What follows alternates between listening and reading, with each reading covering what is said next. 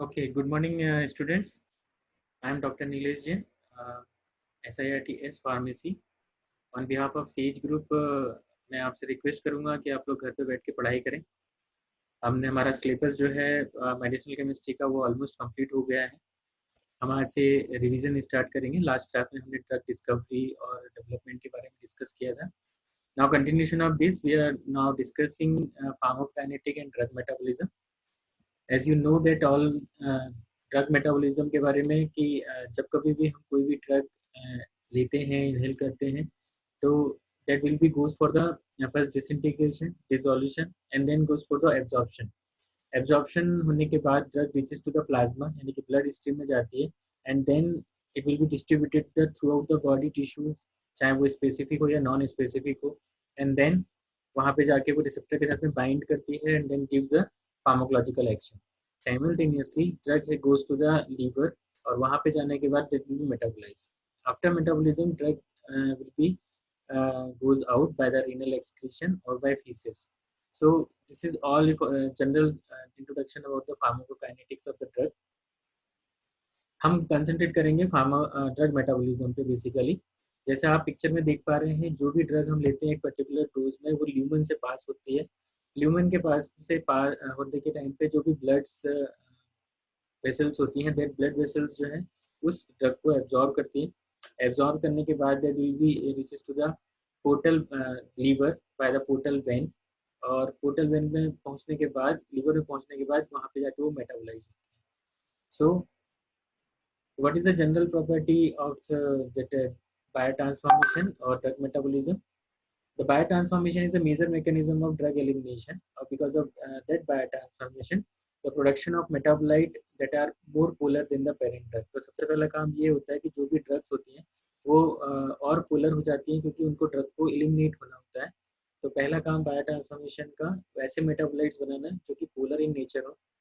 Usually it terminates the pharmacological action of the parent drug. जो भी parent drugs होती हैं उसका फार्माकोलॉजिकल एक्शन को टर्मिनेट करने का काम मेटाबॉलिज्म का होता है या बायोट्रांसफॉर्मेशन का होता है। After phase 1 reaction, similar or different pharmacological activity or toxicological activity arises.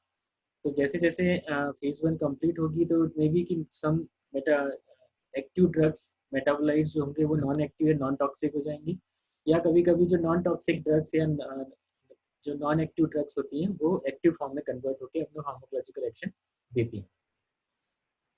तो result of biotransformation, the drug after metabolism goes to be more water soluble metabolites ताकि वो आसानी से डिफ्यूज हो सके सेल में and reaches to the receptor. It favour the increase the excretion in urine और bile, usually abolish the activity and terminate the drug action, but can promote the activity like pro drug. तो pro drug जैसी drug की activity को बढ़ाने का काम भी करती है। Sometimes metabolism does not change the activity like diazepam. Diazepam converted into the non-diazepam, it is the same active as the diazepam. It also sometimes produce toxic metabolites like paracetamol. तो ये एक बायो ट्रांसफॉर्मेशन का advantage है। Drug metabolism जो है वो दो phase में होता है, that is a phase 1 and then phase 2। जो ड्रग फेज 1 होता है, that phase 1 activate the unchange और मोस्ट ऑफ द ड्रग और ऑप्शन इनएक्टिवेटेड, जैसे कि ऑक्सीडेशन, रिडक्शन और हाइड्रोलिसिस इस प्रोसेस में होती है फेज 1 में, जिसके अंदर ड्रग जो है वो मेटाबोलाइज होकर या उनके अंदर कोई फंक्शनल ग्रुप अटैच हो जाता है। दैट फंक्शनल ग्रुप आगे जाके फेज 2 में help for the conjugation process. Phase 2 को हम कॉन्जुगेशन प्रोसेस बोलते हैं और फेज 1 को हम मेटाबॉलिज्म प्रोसेस बोलते हैं। तो फेज 2 के अंदर वो जो ड्रग होती है वो सम एक्टिव मॉइटी जो है वो किसी पर्टिकुलर प्रोस्थेटिक ड्रग मॉलिक्यूल के साथ में कॉन्जुगेट होती है और वो आसानी से ड्रग जो एलिमिनेट हो जाए, इसलिए हम उसको कॉन्जुगेशन करवाते हैं। Many drugs are undergo the several sequence biotransformation process. तो जरूरी नहीं कि सिर्फ एक सिंगल स्टेप हो, मतलब सिर्फ ऑक्सीडेशन हो या रिडक्शन हो या हाइड्रोलिसिस हो। There is a sequence biotransformation reaction भी हो सकती है, and this biotransformation is catalyzed by the specific enzyme system. The site of biotransformation is majorly liver, but other tissue like adipose tissue and skeletal muscles is also good for the metabolism process. Biotransformation of the drug can be affected by many parameters, including the prior administration of drug in a question or other drugs. मतलब यदि पहले से कोई drug ले रखी है उनकी presence में ड्रग का मेटाबॉलिज्म अफेक्ट हो सकता है। Diet, diet may be affect the drug metabolism. Some patient also, some person having a hormonal status different, and that's why it shows their different metabolic activity. Genetic is a major cause and major factor to affect the metabolism as well. Disease, obviously, some patient which are having a cardiac or pulmonary disease having a slow metabolism, so disease is one of the factor which affect the metabolism. Age and development state की बात करें तो infant, adult and geriatric patient जो है ना अलग अलग metabolic activity show करते हैं अलग एक ड्रग के लिए। इसी तरीके से लीवर फंक्शन की बात करें तो लीवर फंक्शन में भी यदि लीवर प्रॉपरली काम नहीं कर रहा है, उसके एंजाइम सही तरीके से काम नहीं कर रहा है, तो आपको मेटाबॉलिक एक्टिविटी देखने को नहीं मिलेगी। यदि हम बात करें पॉसिबल consequences of biotransformation के that include the production of पहला इनएक्टिव मेटाबोलाइट्स बनाने का काम करता है। जो भी ड्रग मेटाबॉलिज्म होता है तो active metabolites first to convert into the inactivated form, then metabolite with increase और डिक्रीज पोटेंसीज, मतलब यदि आप जो भी मेटाबोलाइट्स बनते हैं वो या तो उनकी पोटेंसी या तो डिक्रीज हो जाती है या फिर इंक्रीज भी हो सकती है। After metabolic activity there is a different pharmacological action भी हमें देखने को मिलता है। Sometimes the metabolites which are produced after metabolism is toxic in nature. Some active metabolites are also converted into the from the inactive pro-drugs. तो कभी-कभी metabolism जो हमें हेल्प करती है प्रो-ड्रग को एक्टिव मॉइटी में कन्वर्ट करने के लिए। Metabolite are option more polar than the parent compound. Obviously बात है कि ये जो नॉन पोलाइट या नॉन पोलर जो कंपाउंड होते हैं, दो ड्रग होती है, जब मेटाबॉलिज्म होता है उनको तो वो और पोलर फॉर्म में कन्वर्ट हो जाती है। This increase the polarity may lead to first a more rapid rate of clearance because of the possible secretion by acid or base carrier in the kidney, or it may be lead to the decreased tubular reabsorption. तो आज के topic का content है general concept. हम metabolism का discuss करेंगे, site of metabolism discuss करेंगे। There is a enzyme that is a cytochrome P450।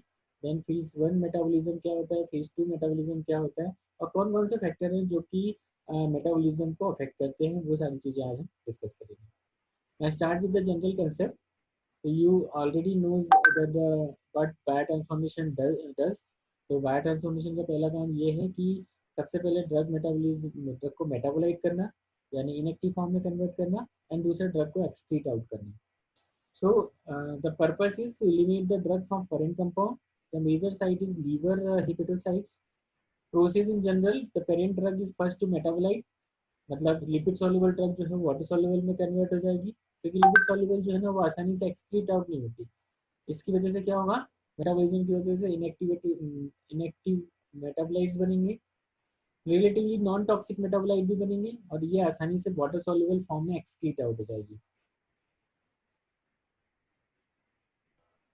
This is now there is a two pathway. जैसे मैंने आपको बताया फेज 1 मेटाबॉलिज्म, इसमें क्या होता है, इसको हम प्रोसेस ऑफ फंक्शनलाइजेशन भी कहते हैं, यानी कि जो पेरेंट ड्रग होती है उसके अंदर हम by the process of reduction, hydrolysis या ऑक्सीडेशन के थ्रू हम ना एक फंक्शनल ग्रुप उसमें अटैच करने की में करते हैं। और फेज 2 मेटाबॉलिज्म जो होता है वो प्रोसेस ऑफ कॉन्जुगेशन कहलाता है। Metabolism of drug may not follow in order of this process. It may go into phase 1 first, then phase 2. It may go into phase 2 without phase 1, or it may go into the phase 1 twice, then the phase 2. तो जरूरी नहीं है कि हमेशा phase 1 के बाद phase 2 metabolism में कोई ड्रग जाए। हो सकता है वो phase 2 में जाए फिर phase 1 में आए, और कभी कभी ये होता है कि phase 1 में आने के बाद फिर से phase 1 में चली जाए and then it goes to be phase 2. तो अल्टीमेटली ड्रग जो है वो कोई सा भी पाथ फॉलो कर सकती है depending upon the functional group and characteristic.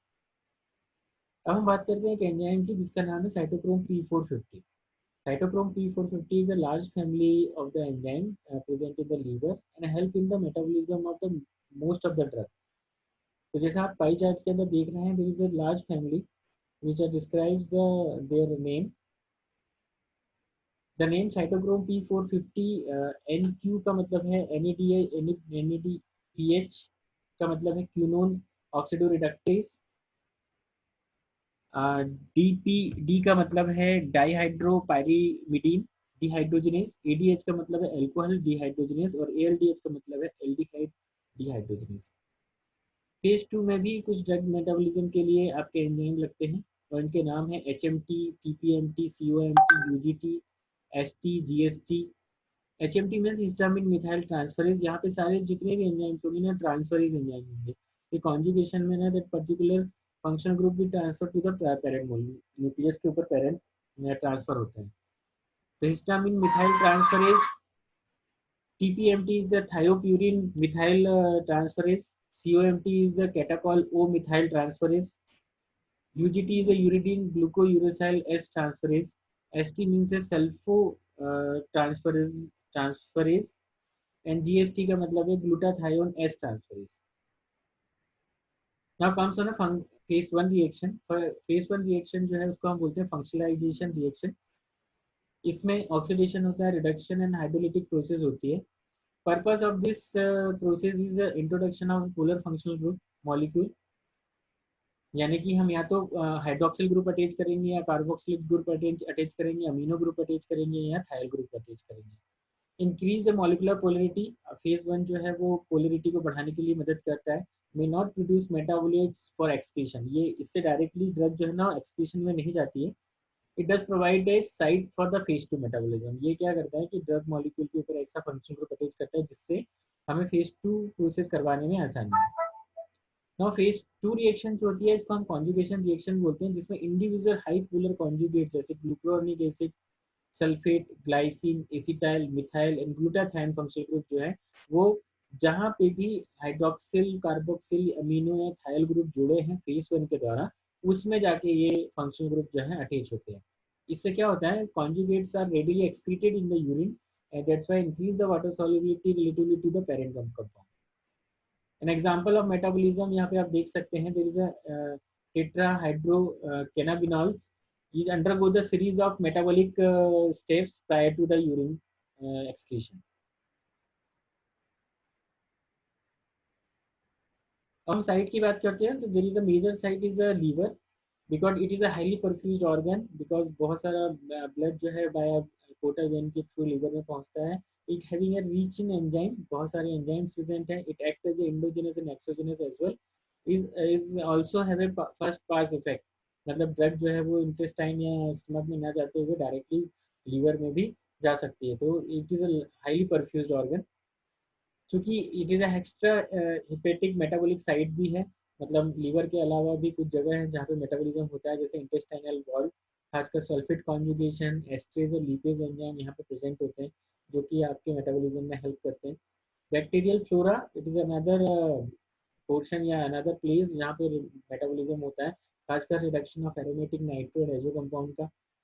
Lungs, kidney, placenta, brain, skin और एडिनल ग्लैंड जो हैं थोड़े बहुत मेटाबॉलिज्म में हेल्प करते हैं, पर अभी ज़्यादा कुछ पता नहीं है इनके बारे में. ना हम बात करते हैं साइटोक्रोम P450 एंजाइम के बारे में. तो जैसे मैंने बताया कि cytochrome P450 is a major family of metabolic enzyme in the liver. Generally there is a number of family 18 in mammals अभी तक पाए गए हैं साइटोक्रोम P450 के, और इसको हम CYP से रिप्रेजेंट करते हैं.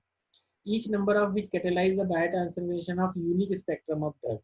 और हर एक एंजाइम जो है ना वो एक पर्टिकुलर ड्रग को मेटाबोलाइज करने में मदद करता है. Some overlap in the substrate specification, और कुछ जो है वो एक से ज़्यादा सबस्ट्रेट पे भी एक्ट करते हैं. ये जो एंजाइम है वो फेज 1 रिएक्शन में हेल्प करता है. साइटोक्रोम P450 फैमिली जो है it is referred to using an Arabic numerical, जैसे CYP1 और CYP2 जो है वो एक फैमिली को रिप्रेजेंट करता है. Then each family has a number of sub-family denoted by the upper case letter जैसे A, B, C. ये क्या करता है कि उस फैमिली के अंदर जो सब फैमिलीज हैं उनको रिप्रेजेंट करता है, जैसे CYP that is a cytochrome P, family 2, A is a sub-family. The individual enzyme within sub-family denoted by the another Arabical numerical. तो नंबर में हम रिप्रेजेंट करते हैं, जैसे CYP3 is a family, A is a sub-family and 1 is the number of enzyme, कौन से number का enzyme है. इसी तरीके से CYP3A2, A2 means the number of enzyme, individual enzyme which are part of the sub family. Cytochrome P450 catalyze the numerous reaction including the aromatic and aliphatic hydroxylation, dealkylation at nitrogen, sulfur and oxygen atom, heteroatom oxidation at nitrogen and sulfur atom, reduction at nitrogen atom and ester or amide hydrolysis. Cytochrome P453A subfamily is responsible for up to half of the total cytochrome P450 in the liver.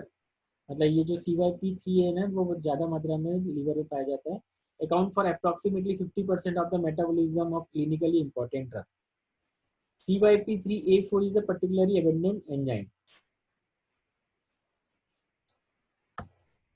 Cytochrome 450 जैसे मैंने बताया अधिकतर मात्रा में तो liver में पाया जाता है, but sometimes it also available in a kidney, adrenal gland, ovaries, tasty, कुछ टिश्यूज में भी आल्सो प्रेजेंट होता है ये, और खासकर एंडोप्लाज्मिक रेटिकुलम में भी तो अधिक मात्रा में पाया जाता है. अब हम एक बात करते हैं cytochrome P enzyme cytochrome P450 काम कैसे करता है. साइटोक्रोम P450 जो है वो अधिकतर ऑक्सीजन की प्रेजेंस में या ऑक्सीजन एटम की प्रेजेंस में ही काम करता है, और जनरल केमिकल इक्वेशन जो है वो इस तरीके से है. RH is the substrate react with the and the presence of NADPH in the oxygen and an hydrogen atom converted into the substrate with an alcoholic functional group, और NADP जो है वो NADPH जो है वो NADP प्लस में convert हो जाता है. साइटोक्रोम P450 को अपने काम करने के लिए need a heme protein iron containing porphyrin जो कि ऑक्सीजन से बाइंडेड है और ज़्यादा मात्रा में डाइवर्स कंपाउंड जो है उसके साथ में काम करता है. This is the structure of cytochrome P450 जैसे आप देख पा रहे हैं पिक में. यहाँ पे आप जो आयरन है, iron is a central porphyrin molecules है, हीम प्रोटीन से बना हुआ रहता है, इसलिए आपको देखने को मिल रहा है साइटोक्रोम P450. इसमें मायोग्लोबुलिन और हीमोग्लोबिन मिक्स होता है. Structure of cytochrome P450 is a non-specific isoenzyme, means it need some enzymes for the activation. These enzymes are inducible by various chemicals. मतलब इसको एक्टिवेट भी किया जा सकता है और डीएक्टिवेट भी किया जा सकता है by using a different chemical or drugs. Exposure increase the rate of enzyme production. यदि सबसे ज़्यादा देर तक साइटोक्रोम P450 के एक्सपोजर में रहता है तो एंजाइम का मतलब रेट ऑफ मेटाबॉलिज्म बढ़ जाता है. Enzyme isolated by the disruption of liver cell. Endoplasmic reticulum enzymes are membrane bound basically, और ये लिपोफिलिक ड्रग को प्रोसीड करता है to convert into the water soluble product. This is the cycle how cytochrome P450 is work. Actually whenever the आप ये बात कर सकते हैं यहाँ पे it is cytochrome P450 which are पहली स्टेप में जिसमें आयरन जो है वो फेरिक फॉर्म में होता है. जब भी सबस्ट्रेट उसके साथ में बाइंड होता है it binded with the substrate.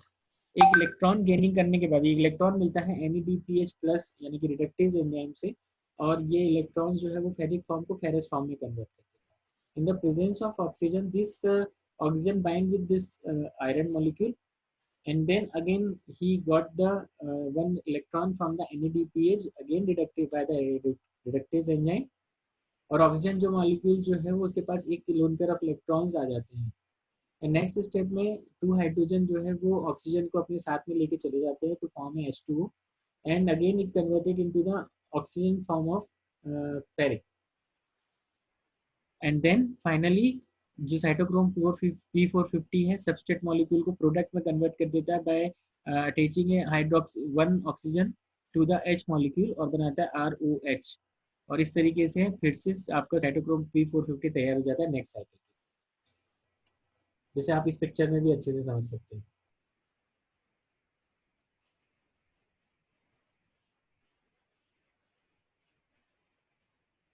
ये कुछ एंजाइम के क्राइटेरिया हैं कि कौन से सबस्ट्रेट पे काम करते हैं, इनको कौन एक्टिवेट करता है, कौन इनहिबिट करता है.